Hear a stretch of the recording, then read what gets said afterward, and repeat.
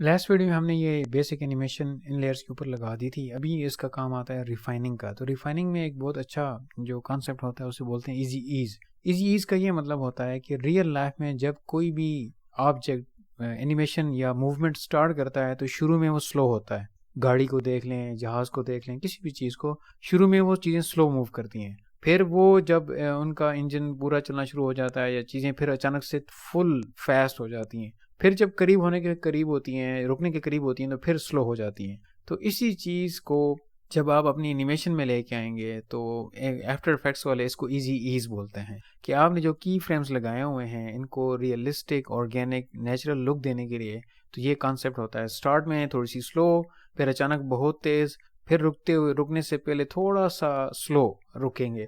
तो ये easy ease का कॉन्सेप्ट है, बेसिक कॉन्सेप्ट। और भी इस तरह के की फ्रेम्स हैं, वो हम एडवांस वीडियोस में डिस्कस करेंगे। तो इनको इजी ईज या नेचुरल लुक कैसे देते हैं, तो हैव अ लुक। आपने अगर सारी लेयर्स एक ही वक्त में सेलेक्ट करनी है तो आप इस तरीके से भी कर सकते हैं, लेकिन अगर आपकी लेयर्स 50 हैं तो आप ये वाला ऑप्शन जो है वो सही नहीं रहेगा। इसके लिए शॉर्टकट है कंट्रोल ए। जब आप कंट्रोल ए करके कोई भी काम करते हैं वो सारी लेयर्स के ऊपर अप्लाई हो जाता है। कंट्रोल ए करने के बाद लेयर से मैंने यहाँ पे सोलो किया, सारी लेयर सोलो हो गई। लॉक किया तो सारी लेयर्स लॉक हो गई। तो लॉक जो है वो अगेन इंडिविजुअली आपने इसको इस तरीके से करना पड़ेगा। तो कंट्रोल ए किया और मैं इनके ऊपर की फ्रेम्स देखना चाहता हूँ कि कौन कौन से की फ्रेम लगे हुए हैं इन सारों के ऊपर। तो मैं करूंगा यू प्रेस दबाऊंगा कीबोर्ड के ऊपर। तो जो फ्रेम्स लगे हुए हैं, की फ्रेम इनके ऊपर लगे हुए हैं, वो सारे मुझे जाहिर होना शुरू हो जाएंगे कहाँ कहाँ पे एनिमेशन लगी पड़ी है। तो ये बिकॉज मेरी टाइमलाइन अभी मुझे सही नजर नहीं आ रही, मैं इसको ड्रैग करके ऊपर कर लूंगा। अभी जो है वो सारे की फ्रेम्स को, ये एक रेगुलर या नॉर्मल की फ्रेम्स हैं, इन सारों को सिलेक्ट कर लूंगा। सिलेक्ट करने के बाद किसी के ऊपर भी आप राइट क्लिक करें और यहाँ पे जाएं की फ्रेम असिस्टेंट। यहाँ पे जाने के बाद आपने यहाँ पे इजी ईज के ऊपर क्लिक करना है। F9 इसकी शॉर्टकट है। तो देखें की फ्रेम की जो शक्ल है डायमंड से इस तरीके से हो गई है। तो अभी क्या होगा अगर मैं यहाँ पे सिर्फ इसी तरीके को प्ले करूं, तो यहाँ पे देखें क्या हो रहा है कि स्लो फास्ट स्लो, तो ये इस तरीके से, लेकिन स्टिल अभी भी इतना मजे का नहीं हो रहा। तो हम इसको मैनुअली थोड़ा सा चेंज करते हैं। वो कैसे करेंगे, इसको मैं यहाँ पे करता हूँ पास और यहाँ पे ग्राफ एडिटर है, मैं इसको यहाँ पे खोलूंगा। ग्राफ एडिटर में जाने के बाद यहाँ पे मुख्तलिफ ऑप्शन होते हैं। तो आपने इस ऑप्शन पे जाना है, तो आपने यहाँ पे जाना है, इसके ऊपर क्लिक करना है और एडिट स्पीड ग्राफ, इसके ऊपर जाना है आपने।